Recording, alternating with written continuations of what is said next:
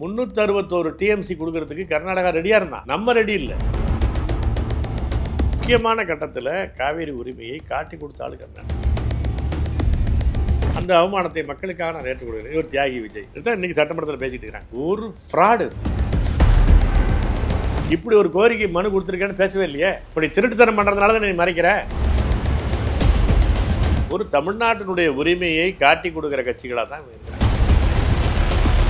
திராவிடத்தோடு நேரடியாகவோ மறைமுகமாகவோ கூட்டணியே கூடாது.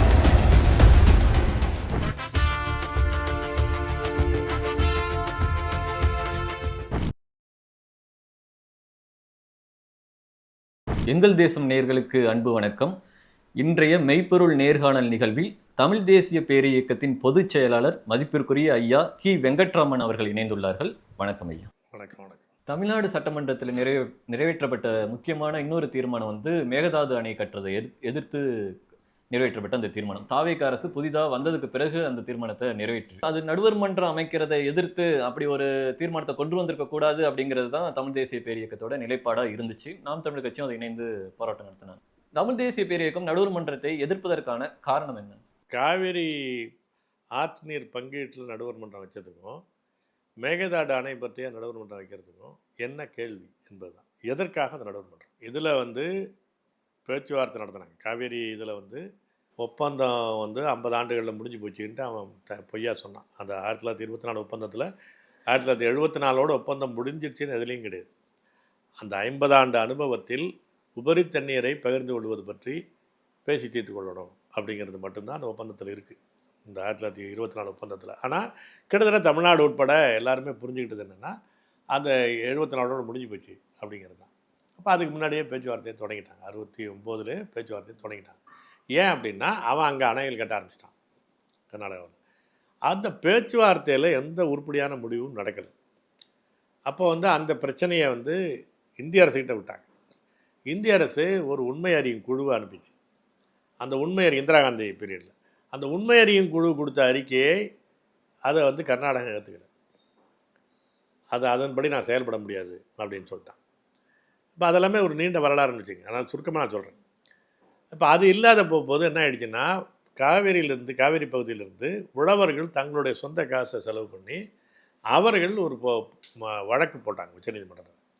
அந்த வழக்கு ஒரு கட்டத்தில் வரும்போது அவன் என்ன சொல்லிட்டான்னா, இதில் ரங்கநாதன் ஒருத்தர் மன்னார்குடி சேர்ந்தவர், அது மாதிரி இன்னொருத்தர் தஞ்சாவூர் பள்ளியகரகத்தை சேர்ந்தவர், 2 பேரும் சேர்ந்து தான் அதை வழக்கு போட்டாங்க. அவன் கர்நாடக அரசாங்க சார்பில் ஒரு என்ன பதில் மனு போட்டான்னா, ஐயா இவருக்கும் எனக்கும் சண்டை கிடையாது, ரங்கநாதனுக்கோ இன்னொரு பிள்ளைன்னு பேர், அவர் 2 பேருக்கும் தண்ணி கொடுக்கவே வேண்டாமான்னு எனக்கு பிரச்சனை கிடையாது. அவங்க யாருன்னு எனக்கு தெரியாது. அவங்க வாய்க்காலுக்கு தண்ணி போகக்கூடாதுன்னு நான் சொல்லவே இல்லை. எனவே இவர்கள் எதிர்பார்ட்டியாக வருவதற்கான தகுதி இல்லவர்கள், சட்ட தகுதி அற்றவர்கள்னு சொல்லிட்டான், தனி மனிதர்கள். இப்போ அது ஒரு தொங்கலில் வந்துடுச்சு.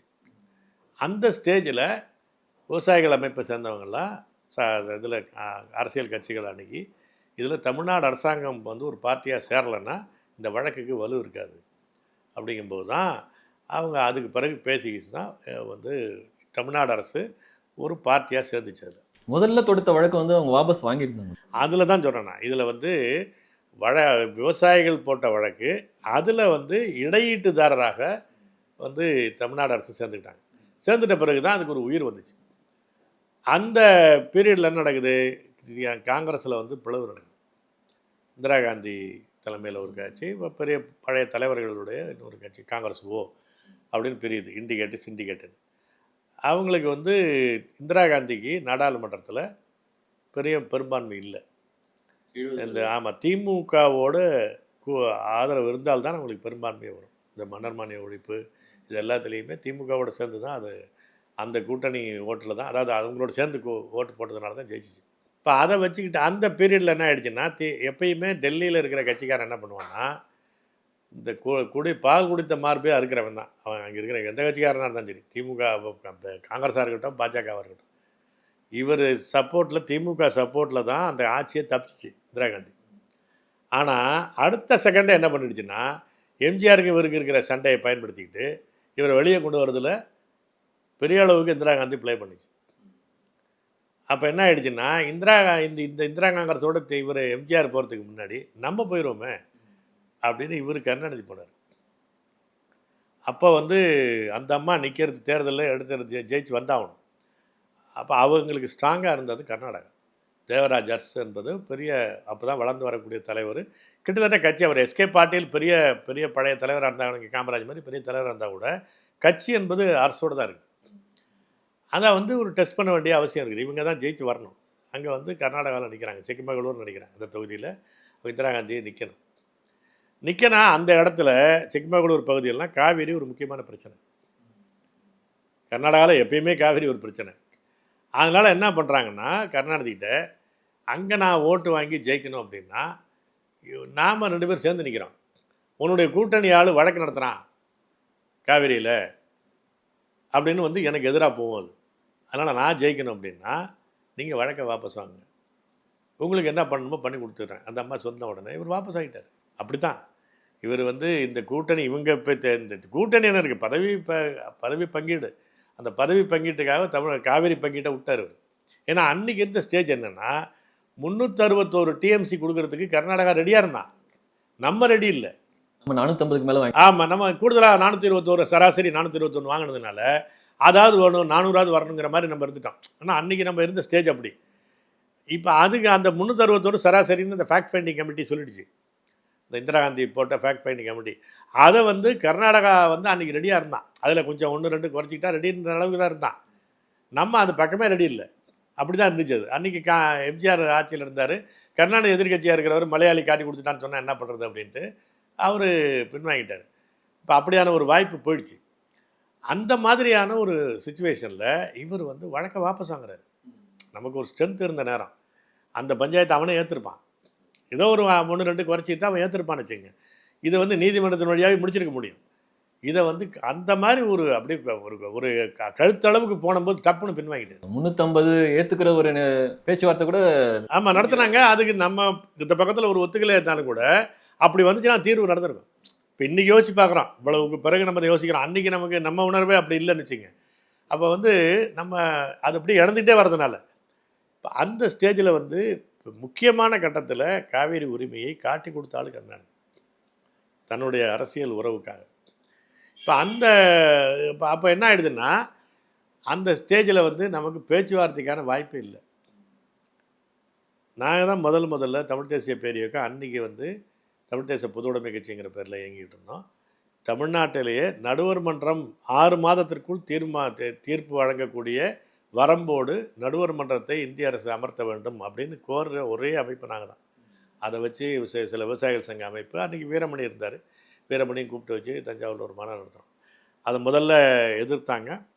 அவர் இந்திய கம்யூனிஸ்ட் கட்சி நல்ல கண்ணு வந்து அப்புறம் நாங்கள் அதை சரிதான் அப்படின்ட்டு வந்து பேரே போடலை. பிறகு வந்து நாங்கள் ஆதரிக்கிறோன்ட்டு வந்து பேசினார். அவர் பேசின பிறகு கருணாநிதி நடுவர் மன்றம் கேட்டு சட்டமன்றத்தில் போட்டார். அப்படி தான் போச்சு. ஏன் அப்படின்னா பேச்சுவார்த்தையில் நமக்கான எந்த இதையும் நியாயத்தையும் ஏற்றுக்கலை, வேறு வழி இல்லை. இந்திய அரசு சொல்லுது, அதையும் ஏற்றுக்க மாட்டேன்ட்டான். இப்போ வேறு வழி இல்லை, கோர்ட்டுக்கு போகணும்னு முடிவு பண்ணுறோம். அப்போ அதில் கொஸ்டின் என்ன, இந்த எந்த அளவுக்கு தண்ணீர் வேணும், இப்போ வந்து அந்த தண்ணீர் வந்து அவன் கொடுக்குறானா மாட்டானா, எந்த அளவுக்கு தண்ணீர் பகிர்வு வேணும் நமக்கு தமிழ்நாட்டுக்கு, இந்த அணை கட்டினது சரியா தப்பா, இதுதான் கேள்வி. அதாவது ஏரங்கி, ஏமாவதி, கபினி, லட்சுமண தீர்த்தா இதெல்லாம் சட்டவிரோத அணைகள். இந்த அணைகள் கட்டினது தவறு என்பதை நம்மளுடைய கண்டெஸ்ட் பண்ணுறோம். இப்போ இதெல்லாம் வந்து அவன் ஒத்துக்க மாட்டேங்கிறான். இந்திய அரசு அதை டீகமிஷன் பண்ணுறதுக்கு ஒத்துக்க மாட்டேங்கிறான், அதை செயலிழக்க செய்யறதுக்கு ஒத்துக்க மாட்டேங்கிறான். அப்படி இருக்கும்போது பேச்சுவார்த்தையால் வழி கிடையாது என்பது தான் கடைசியாக போகிறோம். இப்போ இந்த பிரச்சனை என்ன, இந்த அணை கட்டுற விஷயம் இருக்குல்ல, மேகதாட்டு இருக்குல்ல, மேகதாட்டில் ஒரு தீர்ப்பு வந்ததுக்கு பிறகு இருக்குது. தீர்ப்பில் அவன் என்ன சொல்கிறான், கீழ்ப்பாசன பகுதியில் பாதிக்கிற எந்த இதையும் கட்டமைப்புகளை அங்கே உருவாக்கக்கூடாது, அதாவது அங்கே அணை கட்டக்கூடாதுன்னு சொல்லிட்டானா அப்படின்னு கேட்குறான். அப்படி இல்லை. இங்கே வந்து இந்த வந்து மாடு முட்டுற மாதிரி எந்த கடல்லையும் ட்ரெஸ்ஸு போடக்கூடாதுன்னா சிவப்பு கலர் போடக்கூடாதுன்னு சொன்னானா அப்படின்னு கேட்கக்கூடாது. என்ன இப்போ உங்களுக்கு பாதிப்பு வருது அப்படின்னா விளக்கத்தை இப்போ மத்திய அரசு கொடுத்துருக்கு. ஆமாம், இப்படி தான் விளக்கம் கொடுக்குறான். இப்போ அன்புமணி கேட்ட கேள்விக்கு அவன் கொடுக்குறான். அப்போ வந்து அவன் ஏன்னா எப்பயுமே அந்த பக்கம் நிற்கிறவன். இந்திய அரசு தமிழின விரோத அரசுன்னு வச்சுக்கோங்க, அது ஒரு எந்த கட்சி இருந்தாலும் அதுதான். எவெல்லாம் தமிழருக்கு விரோதமாக அந்த பக்கம் தான் அவன் நிற்பான். சிங்களம் இருந்தாலும் நிற்பான், கேரளா இருந்தால் நிற்பான், கர்நாடகா இருந்தால் நிற்பான். எவன் தமிழருக்கு விரோதியாக அவனோட தான் அவன் கூட்டணியாக நிற்பான். இப்போ அந்த வகையில் வந்து இது ஒரு அந்த இதுக்கு வந்து தெளிவாக இப்போ வந்து தீர்ப்பினுடைய அந்த ஆப்ரேட்டிவ் போர்ஷன் இருக்குது, அது 4வது பகுதின்னு அர்த்தம் அந்த அத்தியாயம். அதில் வந்து 11, 13, 18 3 பேரா இருக்குது. 11வது பேராவில் தெளிவாக சொல்லியிருக்கு, நீங்கள் வந்து இதனுடைய பங்களிப்பை பாதிக்கிறது என்ன, நாங்கள் வந்து தீர்ப்பு என்னென்னா வாரம் எவ்வளோ கொடுக்கணும், மாதம் எவ்வளோ கொடுக்கணும், ஒரு ஆண்டுக்கு எவ்வளோ கொடுக்கணும், இதெல்லாம் கொடுத்துருக்குறோம். இதை பாதிக்கிற எந்த முடிவையும் யாரும் எடுக்கக்கூடாது. இப்போ அவன் இன்னொரு மனு போடுறான், நாங்கள் நீர் மின்சார திட்டம் வைக்கிறோம் எங்களுக்குள்ளே வச்சுக்குவோம் அப்படின்னா, இந்த தீர்ப்பை பாதிக்காத எந்த வேலையும் செஞ்சுக்கங்க. அவரவர்கள் பங்களிப்பு இருக்கக்கூடிய அவர்களுடைய பங்களிப்பு நீதி பங்கு தண்ணீரை எப்படி பயன்படுத்தி கொள்கிறான் அப்படிங்கிறத அவரவர்கள் முடிவு செய்து கொள்ளலாம். இதுதான் பங்கு நீர் என்ன அப்படிங்கிறத முடிவு பண்ணிட்டான். இப்போ நமக்கு 172 டிஎம்சி 177.25 டிஎம்சி, இது போக மீதியெல்லாம் கர்நாடகத்துக்கு அப்படி தீர்ப்பு கிடையாது. உனக்கு எவ்வளோ வரும், உனக்கு 270 டிஎம்சி, நீ பில்லு கொண்டில் கொடுக்க வேண்டியது 177 டிஎம்சி, இப்படி பிரித்து கொடுத்துருக்காங்க. இதில் வந்து 177ல் இந்த ஆவியாவதலுக்கு தமிழ்நாடு 10 டிஎம்சி கொடுக்கணும், காரைக்காலுக்கு 5 டிஎம்சி கொடுக்கணும். இப்போ எல்லாமே எந்த டெய்ல் எண்டு வரலும் பிரித்து கொடுத்துட்டான். இப்போ இதுக்கு மேலே வந்தாலும் சரி, இதுக்கு குறைவாக வந்தாலும் சரி, இந்த ப்ரொபோஷனில் பிரிச்சுக்கணுங்கிறது தான் அவனுடைய இது. இப்போ என்ன சொல்லிட்டான்னா, இப்போ திரும்ப பேசுகிறான்ல, இந்த பற்றாக்குறை கால வறட்சி கால பகிர்வுக்கு ஒன்றும் சொல்லலை, அப்படிலாம் ஒன்றும் கிடையாது. அவன் என்ன சொல்லிட்டான்னா, இதை வந்து 75 ரியலைசேஷன் பேர், அதுக்கான கணக்கீடுகள்லாம் இருக்கணும், அது ஒரு பெரிய நீண்ட விஷயம். அந்த அடிப்படையில் இந்த தீர்ப்பை வைக்கிறேன். ஏன்னா சராசரியாக 75% வந்து சராசரி மழை கிடைக்கும் அப்படிங்கிறத வச்சு நான் சொல்கிறேன். இதுக்கு குறைவாக மழை வந்து தண்ணி குறைவாக போச்சுன்னா எவ்வளவு குறையுதோ அதுக்கு தகுந்த மாதிரி பர்சன்டேஜாக பிரிச்சுக்கங்க, வீதம் குறையும், அவ்வளோதான், வேறு ஒன்றும் இல்லை. ப்ரொப்போர்ஷன் வந்து அப்படியே ப்ரோ ரேட்டானே போட்டா அதில். இப்போ அதே மாதிரி கூடுதலாக வந்துச்சுன்னா அந்த கூடுதலாக வரதையும் அப்படி தான் பகிர்ந்துக்கணும். கூடுதலாக வர தண்ணியெல்லாம் எனக்கு அப்படிலாம் அந்த இதுவும் கிடையாது. அப்போ அந்த மாநிலத்திற்கு உரிய பங்கு நீரை எப்படி பயன்படுத்த வேண்டும் என்பதை அந்தந்த மாநிலம் முடிவு செய்து கொள்ளலாம் அப்படின்னு அர்த்தம். என்னென்னா, அந்த பங்கு நீரை என்பது தான் அதில் உயிரான விஷயமே. உன் பங்கு நீரை எப்படி வேணால் வச்சுக்க, ஆனால் நீ எந்த காலத்துலையும் பங்கு நீர் கொடுத்தது கிடையாது. உபரி நீர் தான் வந்துக்கிட்டு இருக்குது. அந்த உபரி நீர் தான் மடக்கிற. இது சட்ட விரோதம், தீர்ப்புக்கு விரோதம். இதை தான் நீ கண்டெஸ்ட் பண்ணணும். இது சரியாக தப்பான ஒரு நடுவர் மன்றத்தை கேள்வியை வச்சுட்டிங்கனாலே நீ ஒரு சந்தேகத்தை வச்சிடறேன்னு அர்த்தம், உன் ஸ்டாண்டை நீ மாற்றிக்கிறேன்னு அர்த்தம். வேண்டாங்கிற உறுதியான நிலைப்பாட்டிலேருந்து வேண்டுமா வேண்டாம் பேச்சுவார்த்தை மேடைக்கு நம்ம எடுத்துகிட்டு போகிறோம். அப்போ வந்து என்ன ஆகிடுது, அதை 2 வகையில் எடுத்துகிட்டு போகிறார் விஜய். நான் பேசி பார்க்குறேங்கிற பகை நாடுகளே பேசுகிற போது பக்கத்து மாநிலத்தோடு பேசக்கூடாமல், இந்த வசனம்லாம் இதான் இன்றைக்கி பேசுகிறார் சட்டமன்றத்தில். ஏதோ இவர் உதயநிதி கேள்வி கேட்டார், அவர் சிங்கம் கேள்வி கேட்குறதில்ல, இவர் ஒரு பதில் சொல்கிறார். இப்போ அதை பேசி பார்க்கறது முடிவு எடுத்தோம். வந்து அவர் தான் அவர் வரவேணான்னு சொல்லிட்டார், அவமானம் இல்லையான்னு. அந்த அவமானத்தை மக்களுக்காக நான் ஏற்றுக் கொடுக்குறேன். இவர் தியாகி விஜய். இதுதான் இன்றைக்கி சட்டமன்றத்தில் பேசிகிட்டு இருக்கிறாங்க. ஒரு ஃப்ராடு இது. நீங்கள் வந்து என்ன ஏற்பாடு, நீ காங்கிரஸை வச்சுக்கிட்டு நீ ஆட்சி பண்ணிக்கிட்டு இருக்கிற, உனக்கு அங்கே பிஸ்னஸ் இருக்குது, ஜனநாயகம் ஓடணுமா வேண்டாமாங்கிறது தான் உனக்கு பிரச்சனை. பேச்சுவார்த்தைக்கு போகிறது அதுக்காக தான். முதல்ல விட்டா பேச்சுவார்த்தைக்கு போகல நீ, அப்புறம் பிறகு சண்டையை போட்டால் நிறுத்திட்டு இருக்கிறாங்க. இதுதான் விஷயம். உனக்கு வேறு ஒரு புண்ணாக்கும் கிடையாது. இதில் வந்து இந்த காவேரி பிரச்சனையை வெளியில் தோற்றத்துக்கு பயன்படுத்திக்கிறாங்க. இப்போ இதில் வந்து என்ன ஒரு இந்த மூடி வச்சு கழுத்தறுக்கிறதுன்னு ஒன்று சொல்லுவான், அந்த மாதிரி பண்ணுறாங்க. நமக்கே தெரியல. இந்த சட்டமன்ற விவாதம் நடக்கும்போது தான் ஒரு உண்மை தெரியுது. இந்த சட்டமன்ற தேர்தலை அறிவிச்சாச்சு. அறிவித்த பிறகு போன 27 ஏப்ரல் 27 இவர் ஸ்டாலின் வந்து டெல்லிக்கு ஏதோ ஒரு வேலையாக போகும்போது, மார்ச் 27 அவருக்கு வந்து அவர் போகும்போது என்ன சொல்கிறாரு, நான் வந்து அது பெடிஷன் கொடுத்துருக்குறேன் மோடிக்கிட்ட, இந்த மேகதாடு பற்றி முடிவை நடுவர் மன்றத்துக்கு விட்டுடலாம். அது மாதிரி நடுவர் மன்றம், ஏன்னா நடுவர் மன்றம் அமைக்கிற பொறுப்பு அதிகாரம் என்பது இந்திய அரசுக்கு தான் இருக்குது, நடுவர் மன்றத்தை அமைச்சு கொடுங்க அப்படின்னு ஒரு மனு கொடுத்துருக்குறாரு. தேர்தல் பிரச்சாரத்தில் இவர் வந்து தமிழ்நாட்டு உரிமையை நிலைநாட்டுவதற்கு அல்லது மேகதாட்டு அணையை தடுத்து நிறுத்துவதற்கு தான் வந்து நான் இந்த கோரிக்கையை நான் வந்து இந்திய அரசுக்கிட்ட வச்சேன் அப்படின்னு சொல்லி உனக்கு உண்மையிலேயே நம்பிக்கை இருந்துச்சுன்னா நீ பரப்புரையில் பேசியிருப்பியே. தேர்தலில் காவிரியை காப்பாற்றுறதுக்கு நான் இவ்வளோ பெரிய பெடிஷன் கொடுத்துருப்பேன், நீ பேசியிருப்பியே. தெரியவே இல்லையே, வெளியவே சொல்லலையே.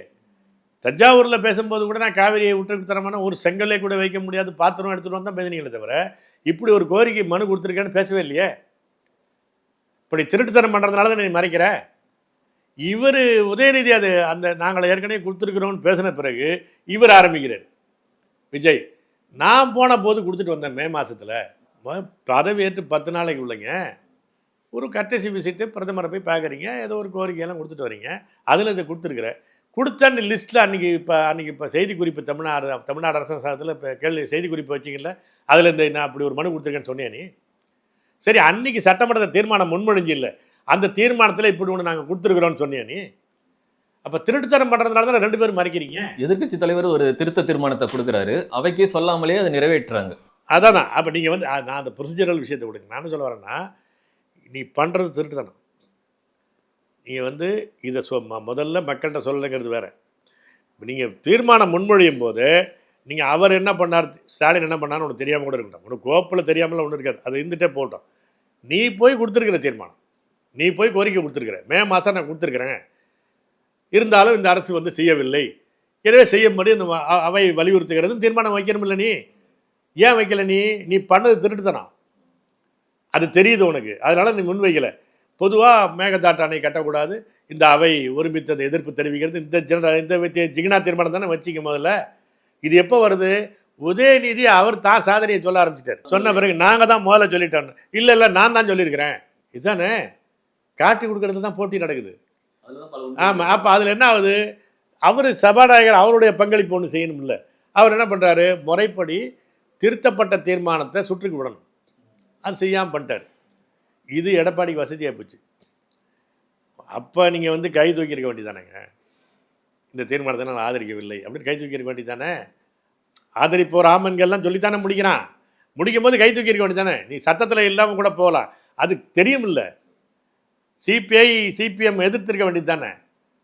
எல்லாம் வந்து சும்மா உட்காந்துட்டு அன்றைக்கி ராத்திரிக்கு பேசுகிறீங்க. அதாவது இது ஒரு வலிக்காத எதிர்ப்புங்க. அது எவனுக்கு இதில் பிரச்சனை. இப்போ தீர்மானம் தான் ஆப்ரேஷனில் இருக்குது, இதெல்லாம் உண்மை கிடையாது. கம்யூனிஸ்ட் கட்சிகளும் அதில் காவிரி நதிநீரில் ரொம்ப அக்கறை கொண்ட பாட்டாளி மக்கள் கட்சியாக இருந்தாலும் சரி, விடுதலை சிறுத்தைகளாக இருந்தாலும் சரி, இல்லை கம்யூனிஸ்ட் கட்சிகளாக இருந்தாலும் சரி, தீர்மானம் என்ன சொல்லப்பட்டிருக்கு அப்படிங்கிறத அவைக்கு சொல்லாமலேயே அந்த தீர்மானத்தை கொண்டு வரும்போது அதை எப்படி ஆதரிச்சு கை தூக்குனாங்க அப்படிங்கிறது ஒன்று இருக்கு. திரும்ப சபாநாயகர்கிட்ட கேள்வி எழுப்பும்போது அவர் என்ன சொல்லிட்டாரு, நீங்க அப்பவே எதிர்ப்பு தெரிவிச்சிருக்க வேண்டியதானே அப்படின்னா. ஆமா, அவர் டெக்னிக்கலா தப்பிக்கிறார் ஜேசிடி பிரபாகரன். நீங்க அதுதானே, நீங்க கை தூக்கிருக்கலாங்கிற, நீங்க ஒன்றும் இல்லை, நீங்க என்ன கை தூக்கியிருந்தீங்கன்னா அது கவுண்ட் ஆயிரும். எதிர்ப்போருங்க அதில் குறைந்தபட்சம் ஏதோ ரைஸ் பண்ணுறாங்க அப்படின்னு இப்போ எல்லா கட்சிகளும் நீங்கள் இந்த எதிர்க்கிற கட்சி குறைந்தபட்சம் எடப்பாடி ஒரு ஆள் எதிர்த்தா கூட போதுங்க, அது ஒரு வலுவான கட்சி. எதிர்த்தா அதை பற்றி கருத்து செய்யாமல் இருக்க முடியாது. இப்போ சிபிஐ சிபிஎம்லாம் விடுங்க, இவர் ஆனால் சிபிஐக்காரர் சொல்கிறாரு நான் கை தூக்கணும்னு சொல்கிறார், அப்படிலாம் ஒன்றும் காட்சியில் ஒன்று. ஆனால் வெளியில் வந்து மேடை போட்டு மேடைக்கு மேடை நாங்கள் தெரியாமல் தூக்கிட்டோம், எங்களுக்கு சொல்லப்படலை அப்படின்றது. தெரியாமல் ஒரு தீர்மானத்தை ஆதரிச்சது மிகப்பெரிய தப்பு இல்லை. அதாங்க இது எல்லாமே சப்பக்கட்டு. சரி, எந்த காலத்தில் நான் என்ன சொல்ல வரேன், நீங்கள் ஒன்றும் பண்ண வேணாங்க. காங்கிரஸ் கட்சி அதனுடைய அனைத்து இந்திய தலைவர் ராகுல் காந்தியோ அல்லது இப்போ இவர் கார்கேயாவது கர்நாடகக்காரர் விட்டுருங்க, ராகுல் காந்தி இந்த மேகதாட்டு அணை கட்டக்கூடாது, நீங்கள் வந்து தீர்ப்பெல்லாம் வாங்கிட்டு தான் கட்டணும் அப்படிங்கிற ஒன்றாவது சொல்கிறாரா? சரி, அவர் பெரிய கட்சி, நாளைக்கு ஆட்சிக்கு வரக்கூடிய விருப்பம் உள்ளவர், ஒன்றுத்துக்கு ஆகாது இந்திய கம்யூனிஸ்ட் கட்சி, மார்க்சிஸ்ட் கம்யூனிஸ்ட் கட்சி, அது ஏதாவது அதிகபட்சம் 4 சீட்டு வாங்க போகிறேன். உன்னுடைய அனைத்து இந்திய பொதுச் செயலாளர் சொல்லுவாரா? கேட்குறேன், எம்ஏ பேபி சொல்லுவாரா நீ வந்து சட்டப்படி தப்பு, இது தீர்ப்புக்கு விரோதமானது, நீ தீர்ப்புப்படி ஒழுங்காக சட்டப்படி நீ கட்டிக்க அப்படின்னா சொல்லணும்ல. நீ ஒன்றும் கட்டக்கூடாதுன்னு கூட ஒரு ஸ்டாண்டாக எடுக்க வேண்டாம், நீங்கள் சட்டத்தை மீறாமல் நீங்கள் செய்யுங்கன்னு ஒரு ஜென்ரலாவது ஒரு வளவளவாவது சொல்லணும்ல. சொல்லவே மாட்டார். அதெல்லாம் வந்து நாட்டினுடைய பாதுகாப்பை கருதி ஒற்றுமையை கருதி அப்படி இப்படின்னு பஞ்சாமிரதம் நம்மகிட்ட தான் பேசுவான். ஆனால் இவர்கள் வந்து இந்த பிரச்சனையை புரிஞ்சுக்கிட்டதுனால தான் ஈஸியாக அதை பாஸ் பண்ணி கொண்டு போகிறாங்க. அப்போ என்ன ஆகுதுன்னா, சட்டமன்றத்துக்குள்ளே எங்கே எதிர்க்கணுமோ அங்கே சைலண்ட்டாக இருந்துட்டு வெளியில் சண்டை போட்டுக்கலாம். ஏன்னா அதில் பிரயோஜனம் இல்லையா, அவனுக்கு தீர்மானம் தான் போகுது. இந்திய அரசுக்கு தீர்மானத்தை தான் அனுப்பியிருக்காங்க, தீர்மானம் தான் போகுது, அதில் ஒன்றுமே கிடையாது. நீங்கள் வெளியில் பேசிக்கிறதுலாம் ரெக்கார்ட்லேயே கிடையாது, அது நமக்கான பிரச்சனை, அது அவ்வளோதான். அதனால் இது வந்து என்னென்னா, இதே தான் இப்போ இந்த நிதி இதில் என்ன பண்ணுறாங்களோ அதே தான் அது காவேரி இதுலேயும் பண்ணியிருக்கிறாங்க. ஒரு தமிழ்நாட்டினுடைய உரிமையை காட்டி கொடுக்குற கட்சிகளாக தான் இவங்க இருக்கிறாங்க, வேறு உண்மை கிடையாது. நீங்கள் மேகதாட்டு அணை கட்டக்கூடாது அப்படின்னு தெளிவாக நிற்கணும் இல்லை, அப்படின்னா இல்லை. நடைபெற்ற சட்டமன்ற தேர்தலில் நாம் தமிழர் கட்சிக்கு ஒரு பின்னடைவு ஏற்பட்டுள்ளது. பொதுவாக தமிழ் தேசிய அரசியல் வந்து ஒரு தேர்தலில் ஏற்பட்ட வெற்றி தோல்விகளை வைத்து அதோட பயணத்தை, தமிழ் தேசியோட இருப்பை வந்து அளவிட முடியும்னு நினைக்கிறீங்க? அது ஒரு சிறிய அளவுகோல், அவ்வளோதானே தவிர இப்போ வந்து புரட்சி அந்த போராட்டத்தை முன்வைச்சு லெனின் பேசுகிறார். அதாவது நாடாளுமன்றம் அதனுடைய பயன்பாடுகள் பற்றி ஒரு மக்கள் இயக்கங்கிற வகையில் விவாதம் நடந்தது என்பதில் அது ஒரு முக்கியமாக வரலாற்றில் கவனிக்கப்பட வேண்டியதுங்கிறதுனால நான் சொல்கிறேன். அவர் லெனின் வந்து அந்த தேர்தல் அரசியல் என்பது வந்து ஒரு வரம்புக்கு உட்பட்டது தான் என்பது பேசக்கூடியவர் தான். ஆனாலும் அவர் என்ன சொன்னார்னா, அந்த தேர்தலில் இருக்கக்கூடிய எவ்வளவு வாக்குகள் வாங்குறாங்க, என்ன மாதிரி வெற்றி தோல்வி இருக்குது அப்படிங்கிறது வந்து இதை மக்களுடைய ஆதரவை அளந்து பார்க்கிற ஒரு மட்டம், அவ்வளோதான். அதுவே முழுமையான அளவுகோல் இல்லை. அளவுகோலுங்கிற அளவுலேயே அது முழுமையான அளவுகோல் அல்ல என்பது தான் அதுதான் உண்மையானது. இப்போ ஒரு தமிழ் தேசியம் என்பது மக்கள் மயப்பட்டிருப்பது, ஒரு பரவலாக இருப்பது அப்படிங்கிறது வந்து இந்த சீமான், நாம் தமிழர் கட்சி அதனுடைய தேர்தல் அரசியலின் வழியாக தான் அது போயிருக்கு. இப்போ நாங்கள் வந்து நீண்ட காலமாக தமிழ் தேசியம்னு பேசிகிட்டு இருக்கிறோம். இந்த பதவி அரசியலுக்கு சட்டமன்ற நாடாளுமன்றத்துக்கு வெளியில் நின்று பேசிகிட்டு இருக்கிறோம். ஆனாலும் அதை வந்து ஒரு மக்கள் அரங்கத்தில் பரவலான ஒரு குறிப்பாக இளையோர் முழக்கமாக மாற்றினது என்பதில் வந்து இப்போ சீமானுடைய தனிப்பட்ட பங்களிப்பு இருக்குது, அவருடைய உழைப்பு இருக்குது. அது மாதிரி அந்த நாம் தமிழர் கட்சியினுடைய இளைஞர்களுடைய பங்களிப்பு இருக்குது. அது வந்து தேர்தலில் முன்வைக்கும்போது தேர்தல் களத்திலையும் தமிழ் தேசியம் என்பது பேசப்படுகிற பொருளாக இருக்குது. ஆனால் தமிழ் தேசியம் என்பது தேர்தலின் வழியாக பெறுகிற வெற்றி அல்ல. அந்த செய்தியை இறையாண்மை என்பது அதனுடைய சாரமான செய்தி. இறையாண்மை மீட்பு என்பது தான் இந்த தமிழ் இனத்திற்கான இறையாண்மை மீட்பு என்பது தான். இந்த முதலமைச்சர் அப்படிங்கிறதுலாம் ஒரு நிர்வாக அதிகாரமே தவிர அது அதிகாரம்லாம் கிடையாது. ஒரு கலெக்டருக்கு இருக்கிற அதிகாரம் மாதிரி தான். ஆனாலும் அந்த இடத்தில் ஒரு தமிழின உரிமைகள் பற்றி பேசுவதற்கான ஒரு நபர்கள், அதுக்கான ஒரு வாய்ப்பு இருந்துச்சுன்னா ஒரு மாநில ஆட்சி அப்படி இருப்பது என்பது தமிழ் தேசியத்தை முன்னெடுத்து போவதற்கு ஒரு வலுவான வாய்ப்பாக அரணாக இருக்கும் என்பது ஒரு முக்கியமானது. அந்த வகையில் தமிழ் தேசியத்திற்கான ஆதரவை அளந்து பார்க்கிற ஒன்றாக இந்த தேர்தல் அப்படிங்கிறது இருக்குது. இப்போ நமக்கு வந்து என்ன ஒரு ஒரு ஒரு இதாக ஒரு தெளிவாக புரிஞ்சு கொள்ளணும்னா, 8% வாக்கு என்பது இதுக்கு முன்னாடி வந்தது இருக்குல்ல, இது அப்படியே தமிழ் தேசியத்திற்கான வாக்களிப்பு என்பதாக நம்ம ஒரு பரப்புரைக்கு சொல்லிக்கலாம். அப்படி உண்மையாக இருக்க முடியாது. ஏன் அப்படின்னா 8% அளவுக்கான மக்களுடைய ஆதரவை பெற்றிருந்தால் தமிழ் தேசியம் என்பது வீதியில் இதைவிட வீரியமாக இறங்கி இருக்கும். அப்படிலாம் இல்லை. ஏன் அப்படின்னா இது வந்து ஒரு அடிப்படையில் இப்போ ஒரு 4% இப்போ வாங்கியிருக்கிற வாக்கு இருக்கலாம், அதுக்கும் கூட குறைவாக கூட இருக்கலாம். ஒரு 3% என்பது அளவுக்கு ஒரு அடிப்படையான தமிழ் தேசியத்திற்கான ஒரு ஆதரவு மக்களாக இருக்கலாம். அது வந்து அதற்கு மேலே இருக்கக்கூடிய வாக்களிப்பு என்பது என்னென்னா, இதற்கான ஒரு கூட்டம் கூடுது, இதற்கு வந்து ஒரு கட்டமைப்பு உருவாகுது, இதை முன்னெடுத்து போகக்கூடிய அடுத்தடுத்த முகங்கள் தெரியுது. இப்போ இதெல்லாம் வரும்போது மக்களுக்கு வந்து இவர்கள் இந்த திராவிட கட்சிகள், இவங்களுடைய ஊழல், இவங்களுடைய ஒரு ஏமாற்று அரசியல், இதன் மேலே அதிருப்தி பெற்றுக்கிறவங்க கூட தமிழ் தேசியம் என்பதை ஏற்காமல் இருக்கலாம். ஆனால் பொதுவாக தமிழின உரிமை அப்படிங்கிறதுல ஒரு ஆதரவு இருக்குன்னு வச்சுக்கோங்க. அவர்களெல்லாம் சேர்ந்து அளித்த வாக்குகள் தான் அந்த 8ன்னு வந்திருக்கும். இப்போ இந்த விஜய்ங்கிற ஃபேக்டர் உள்ளே வந்ததுக்கு பிறகு அவர்களுக்கான பரப்புரை பலம், அந்த அடுத்த அந்த அல்ஃபா ஜெனரேஷன் என்பது அவங்களுக்கான ஆதரவுங்கிறது வந்ததுக்கு பிறகு இந்த திமுக, அண்ணா திமுக வழக்கமான இந்த கட்சிகளுடைய இல்லாமல் ஒரு இன்னொரு அரசியல் வேணும் அப்படின்னு கருதக்கூடிய, குறிப்பாக ஊழலற்ற பம்மாத்தற்ற ஒரு அரசியல் வேணும் அப்படின்னு நினைக்கக்கூடியவங்களுக்கு ஒரு ஜெயிக்கிற வாய்ப்புள்ள வேறு ஒருத்தர் கிடைக்கும்போது அந்த வாக்குகள்லாம் அப்படி ஷிஃப்ட் ஆகிடும். இது ஒன்றும் பெரிய பிரச்சனை இல்லை. நம்ம புரட்சியாக தமிழ் தேசிய ஆதரவு குறைஞ்சி போச்சுன்னு புரிஞ்சுக்கிறது தான் தப்பு. ஏற்கனவே புரிஞ்சு கொண்டதும் தப்பு. அவர் 8% தமிழ் தேசியத்துக்கு ஆதரவு அப்படிலாம் கிடையாது. நமக்கு வந்து என்னென்னா, இவர்களை வெறுக்கிறவர்கள் வேறு காரணத்துக்காக நம்மளை ஆதரிப்பாங்க. ஏன்னா வேறு யாரும் இல்லை கடத்தில். இந்த ரெண்டையும் எதிர்க்கிற வேற ஒருத்தர் கடத்தில் இருக்கும்போது இருந்துச்சுன்னா அது நமக்கு டெஸ்ட் இருக்கும். வேற ஒருத்தர் வந்த பிறகு அது டெஸ்ட் தெரியுது. அது வேறு யாரும் இல்லாத போது அவங்களுக்கு வேறு சாய்ஸ் கிடையாது, இங்கே தான் ஆதரிப்பாங்க. அந்த வாக்குகளை எல்லாம் கணக்கில் வச்சுக்கிட்டு நம்ம வந்து தமிழ் தேசிய வாக்குகள் நினைக்க வேண்டியது இல்லை. அது போயிடுச்சுன்னு தமிழ் தேசியம் பொழுதுருச்சுன்னு நினைக்க வேண்டிய அவசியம் இல்லை. இதுக்கு அப்பால் தமிழ் தேசியத்தின் வெற்றி என்பது தேர்தலை சார்ந்தல்ல. இது அடிப்படையான தேர்தலின் வழியாக தமிழ் தேசியம் வெல்லாது. தேர்தல் அதுக்கு துணை செய்யும், அவ்வளோதான். தேர்தல் என்பது அதுக்கான வழி கிடையாது. ஏன்னா இறையாண்மை மீட்பு என்பது ஒரு இனத்தினுடைய அதிகார மீட்பு. உங்களுக்கு நாடாளுமன்றம் தான் இருக்கிறதுக்குள்ள பெரிய கொலை கடமை. நீங்கள் ஞாபகம் வச்சுக்கங்க, ராஜபக்சே சொன்னதை தெளிவாக வச்சுக்கணும். பெரிய படிப்படியாக அதுதான். எல்லாம் அந்த இனக்கொலையை நிகழ்த்தி எல்லாம் முடித்ததுக்கு பிறகு அந்த மே 19ஆம் தேதி நினைக்கிறேன், மே 19ஆம் தேதி அவன் வந்து பெரிய வெற்றி எக்காலத்தோடு அவங்களோட நாடாளுமன்றத்தை கூட்டுறான். கூட்டும்போது அவன் என்ன பேசினான், ஏன் சாவுறீங்க, நீ ஜெயிச்சு வா, இலங்கை நாடாளுமன்றத்தில் நீ தனிநாடு தான் கேட்டு போய் கொண்டா தீர்மானத்தை, ஜெயிச்சுக்க, நாடு வாங்கிட்டு போயிரு, எதுக்கு போய் சாவற அப்படி அப்படின்னு பேசினான். அது ஏன் அவனுக்கு நல்லா தெரியும், சிங்களர்கள் தான் பெரும்பான்மை. நீ எவ்வளோ பரட்டி போட்டாலும் அத்தனை பேரும் தமிழீழத்துக்கான ஆதரவான வாக்குகளாக இருந்தாலும் நாடாளுமன்றத்தில் நமக்கு சிறுபான்மை. அதாவது இந்த நம்பர் கேம் என்பது எப்போ, பெரும்பான்மை சிறுபான்மை என்பது எப்போ, சமமானவர்களுக்கு இடையில் பெரும்பான்மை சிறுபான்மை பார்த்தீங்கன்னா தான் அது சரியான ஜனநாயகம். இப்படி பல இடங்கள் பல எண்ணிக்கைகள் உள்ள மத்தியில் பார்த்தீங்கன்னா அது மெஜாரிட்டேரியனிசம், பெரும்பான்மை வாதம். இட்ஸ் நாட் டெமோக்ரஸி, பெரும்பான்மை வாதம். அதுதான் சிங்களர்கள். அது நமக்கு புரியுது. நமக்கு தமிழ்நாட்டில் வாழக்கூடிய தமிழர்களுக்கு ராஜபக்சே சொல்கிறது ஒரு பொய்யானது, ஆதிக்கம் செய்வதற்கு நம்மளை அதே பலியில் அந்த ரூட்லேயே நம்மளை பலியாக்க பார்க்குறான் அப்படிங்கிறது புரியுது.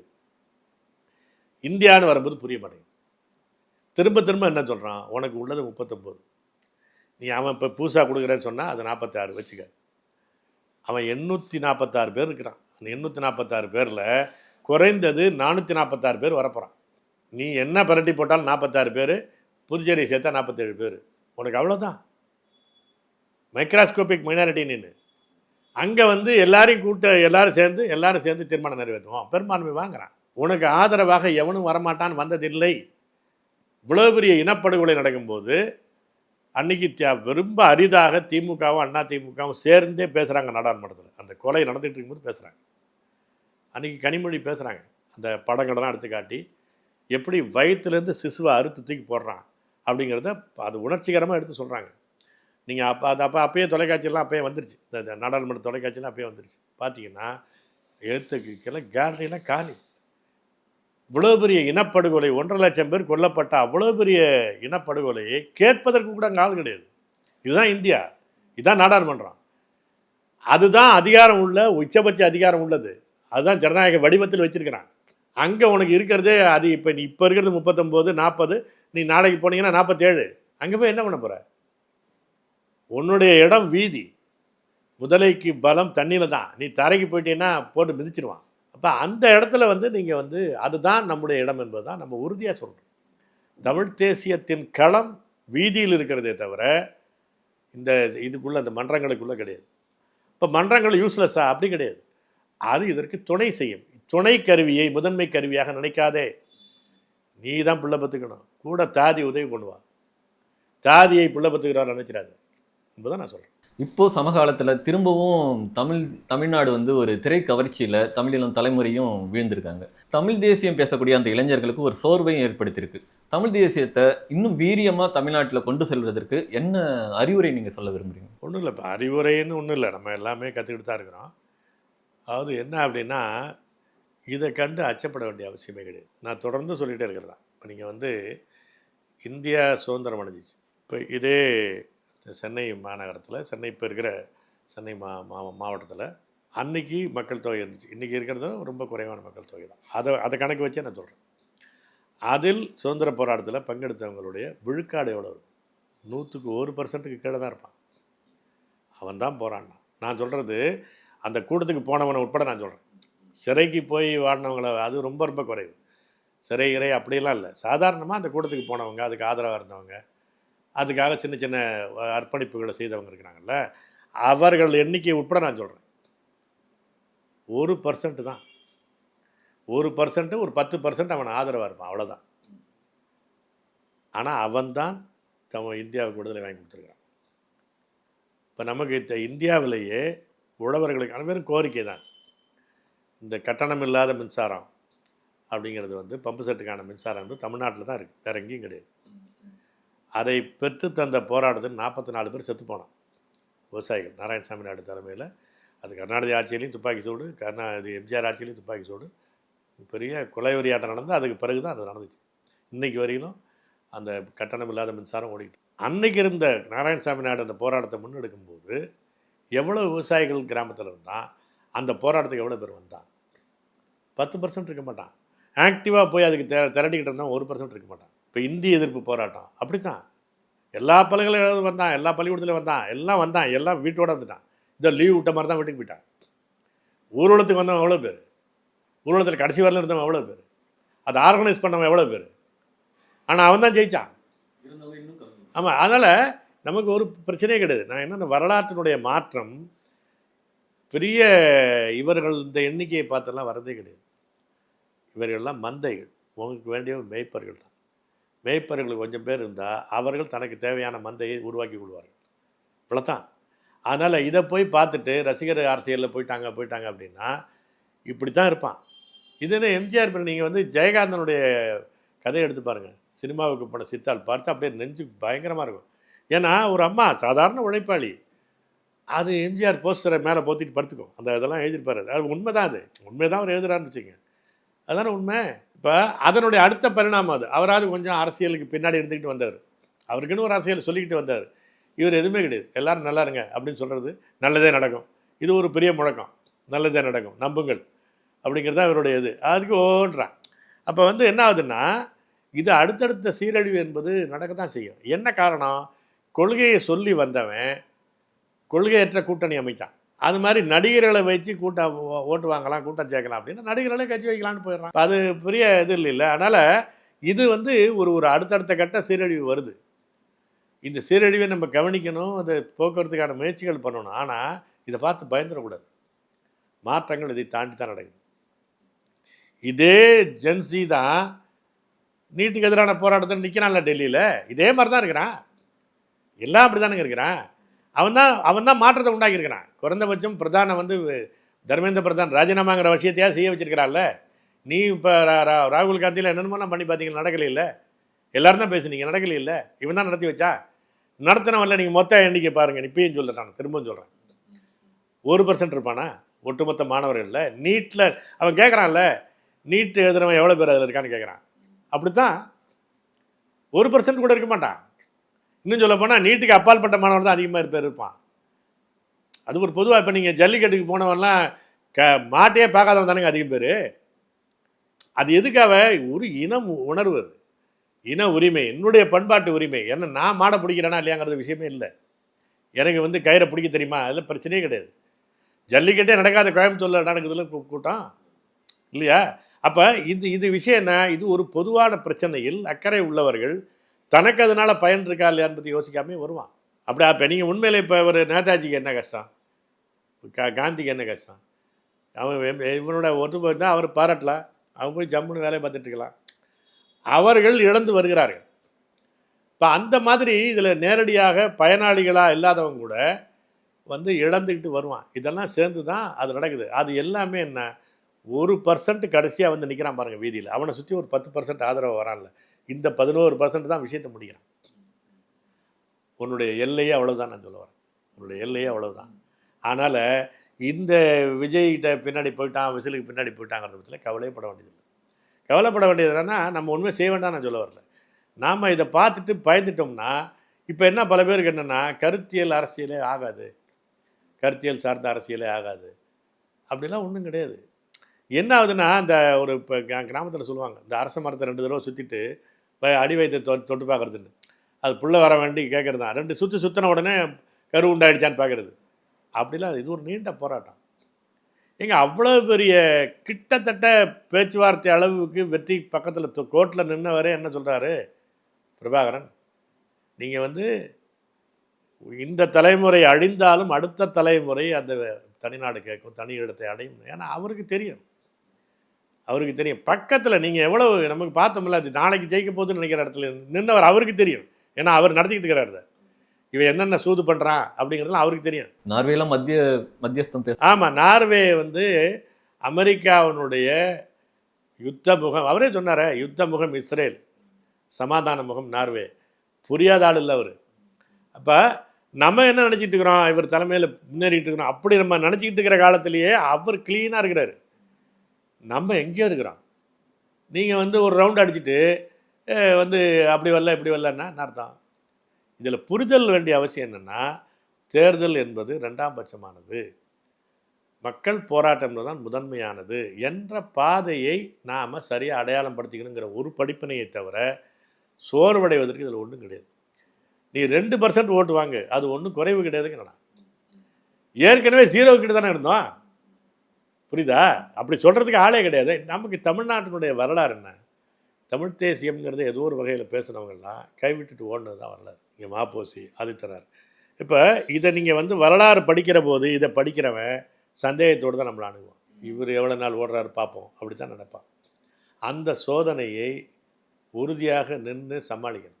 அதற்கு உண்மையாக காட்டணும், உண்மையாக நடந்து காட்டணும். எல்லாரும் விழுந்த இடம் என்ன? திராவிடத்தோடு சமரசம். திராவிடத்தோடு சமரசம் நேரடியாகவோ மறைமுகமாகவோ இருக்கவே கூடாது. திராவிடம் நம்மளை வீழ்த்தக்கூடிய சதி பள்ளம். அது நேரடியாக இந்தியா வரத்துக்கு முடியாது. தமிழ்நாட்டினுடைய வரலாறு அப்படி. திராவிடத்தின் வழியாக வரும். இந்தியத்தின் தென்னக முகம்தான் திராவிடம். புரியுதா? நீங்கள் அந்த அந்த தெளிவு இல்லைன்னா நான் அங்கே எதிர்க்கிறதுக்கு இவனோட போகிறேன் அப்படின்னு ஆகாது. நீங்கள் மறைமுகமாகவோ நேரடியாகவோ திராவிடத்தோடு கூட்டணி கூடவே கூடாது. அந்த அட்ஜஸ்ட்மெண்ட்டு இதெல்லாம் எதுவுமே கூடாது. அது நம்மளை க்ளோஸ் பண்ணிடும். நம்முடைய நாம் விழுந்த வரலாறு அதுதான். தமிழ் தேசியம் விழுந்த வரலாறு. தமிழ் தேசியம்னு எழுந்தபோது வெறும் தமிழர்கள் இல்லை, தமிழ் தேசியம் விழுந்த வரலாறே திராவிடத்துக்கிட்ட தான். மாப்போசி போய் விழுந்த இடம் அதுதான் இல்லையா? அவர் வந்து அவர் வாழ்நாளில் சாதித்து காட்டினவர். ரொம்ப மிக தெளிவான ஒரு பெரிய அரசியல் அறிவியலோட ஒரு சயின்டிஃபிக்கான தமிழ் தேசியத்தை முன் வச்சவர் ஆதித்தனார் தான். உங்களுக்கு இப்போ ஒரு ஒரு ஒரு மிகப்பெரிய தியாக அரசியலாக இருந்தால் கூட தமிழ்நாட்டினுடைய சூழலுக்கு பொருத்தமில்லாது இந்த ஆயுத போராட்டத்தில் ஐயா தமிழரசன் அவங்க புலவர் விளைவு அது பெரிய மதிக்கத்தகுந்த தியாகம். நமக்கெல்லாம் ஒரு உரமூட்டக்கூடிய செய்தி. ஆனால் இது எல்லாவற்றிலிருந்தும் நம்முடைய முன்னோர்களுடைய வீரத்திலிருந்தும் சாதனைகளிலிருந்தும் நம்ம வந்து வீரம் பெறணும். அவர்களுடைய தவறுகளிலிருந்து பாடம் பெறணும். அந்த தவறை திரும்பவும் நம்ம செய்யக்கூடாது.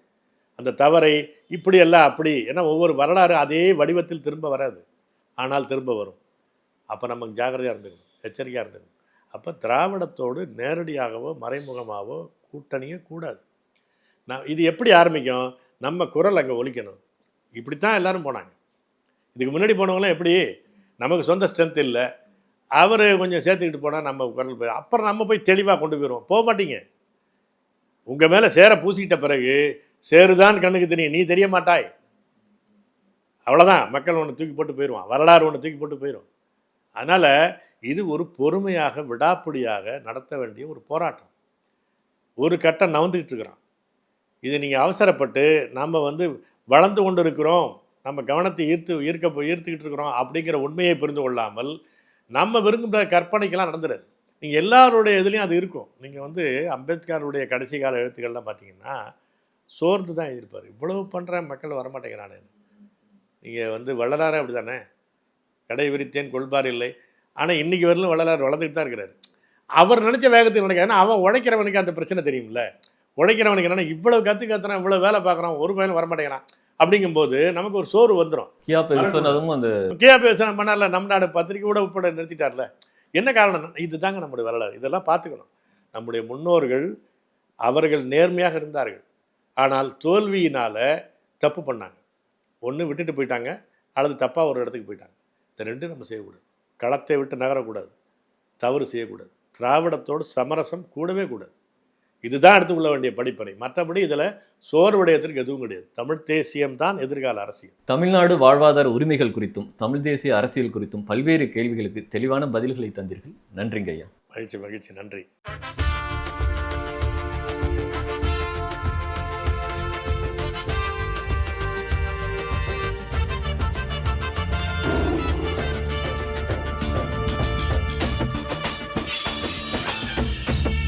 எங்கள் தேசம் ஓர் இனத்தின் பெருங்கனவு.